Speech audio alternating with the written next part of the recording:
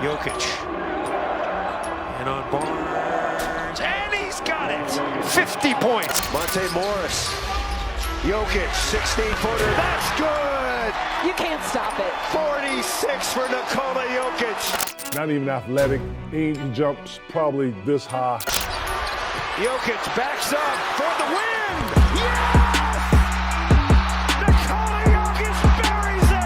Oh my God! Be honest, if I showed you a picture of these three kids and asked you, which one do you think would be a three-time NBA MVP? Who would you pick? Trick question, neither of them are a three-time MVP.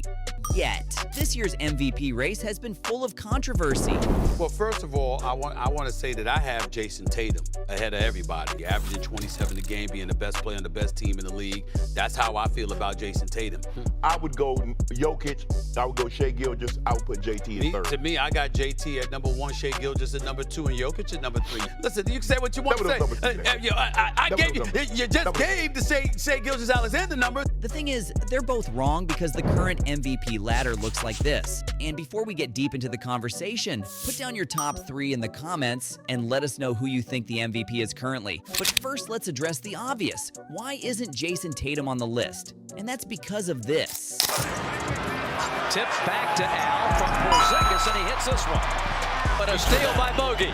He'll turn and fire. That's the throw. $1 million early. Now they look like $1.98.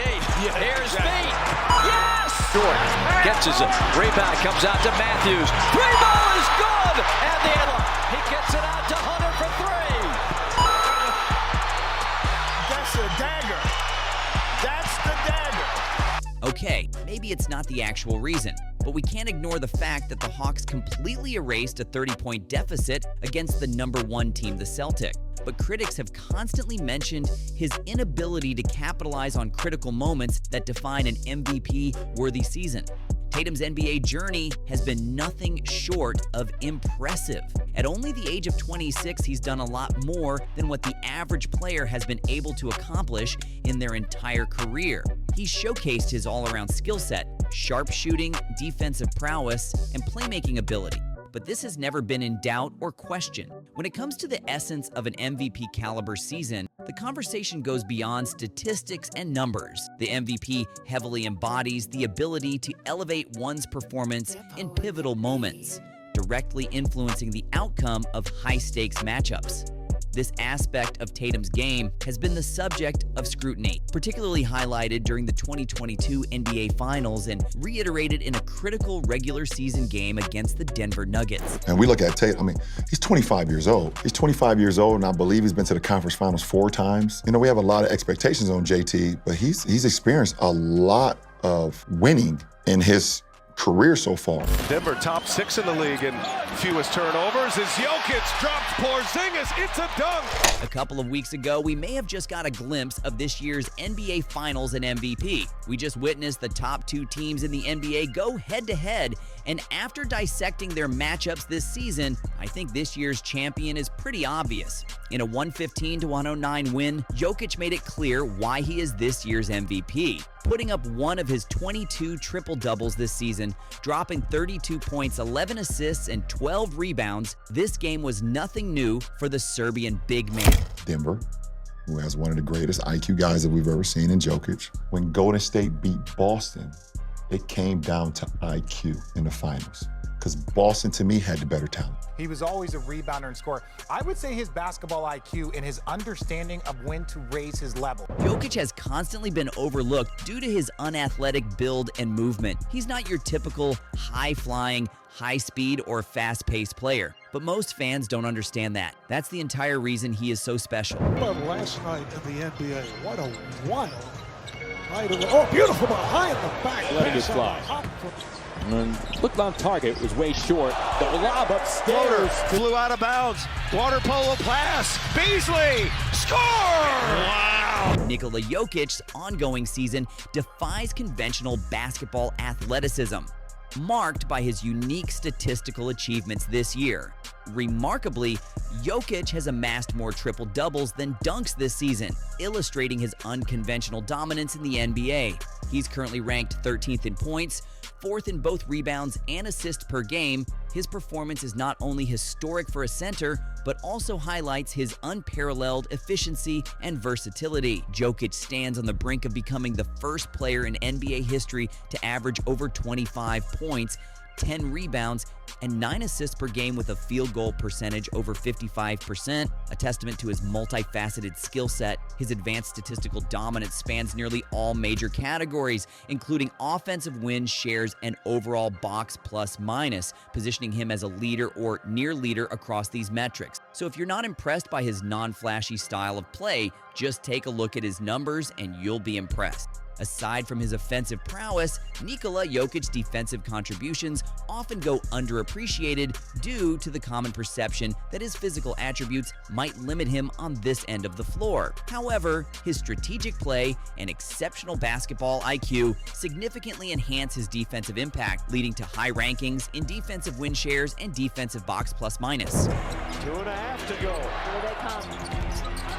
Stolen. Sacramento trying to drive in. There's Jokic, that man again.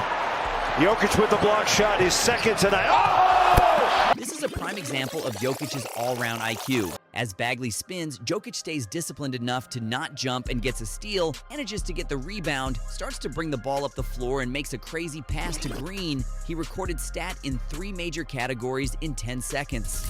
Over to Van Vliet. That's no good.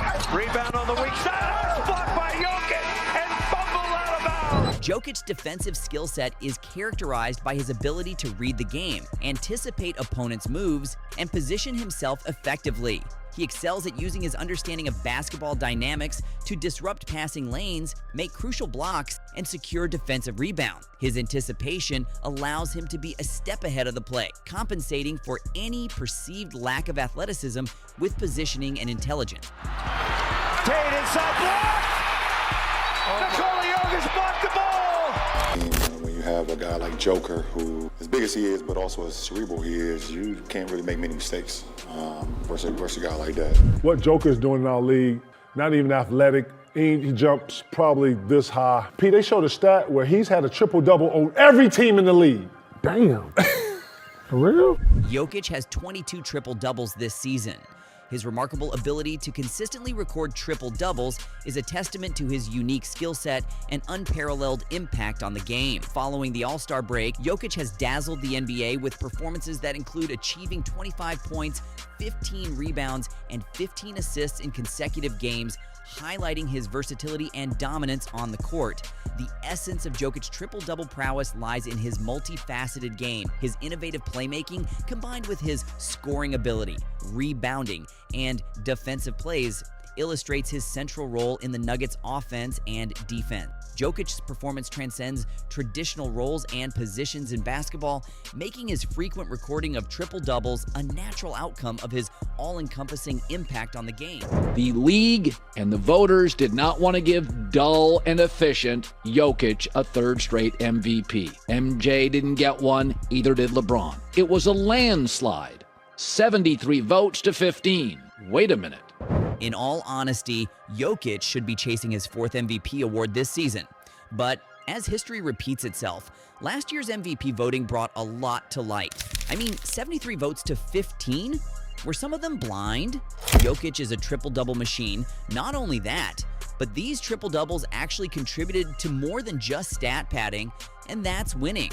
Whilst Embiid played alongside 2 All-Stars last season, Jokic took a pretty average team to the finals and won. And he did have Jamal Murray, who's a straight bucket. By Murray. One man to beat. Murray goes up, throws it down, and the foul. But most championship teams from the last 10 years have had 3 legit stars. He voted. There's one person, I don't even know this fool's name, didn't even have Joker in the top 5.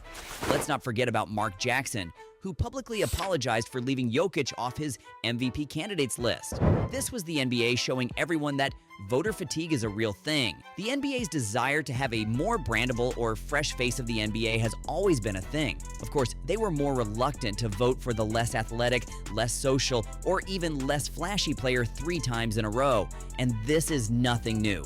True fans know about Michael Jordan's amazing three-peat season.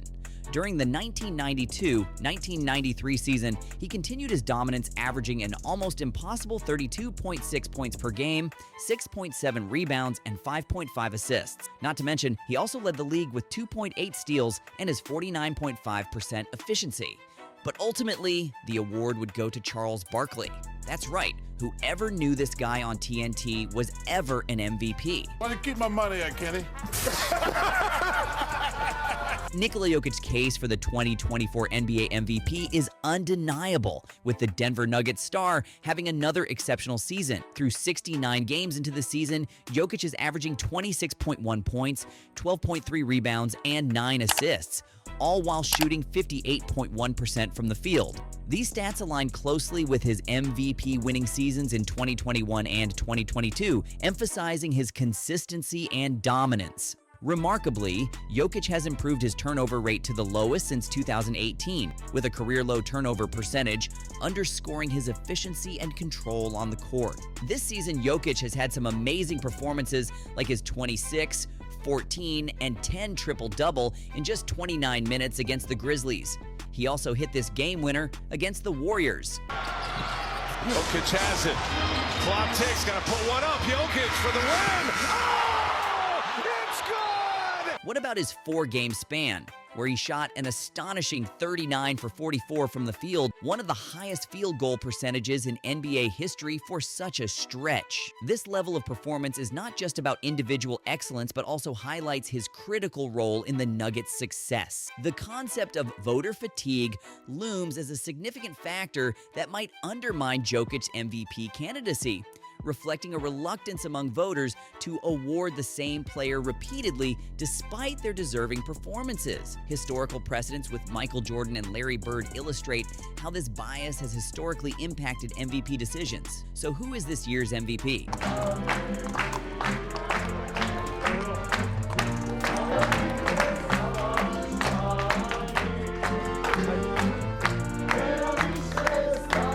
With Embiid out of the running and only 12 games left in the regular season, I believe we'll soon be seeing Jokic lift up his 3rd MVP trophy. We may even get to see him lift up his 2nd championship trophy too, but we've still got some time before we get there.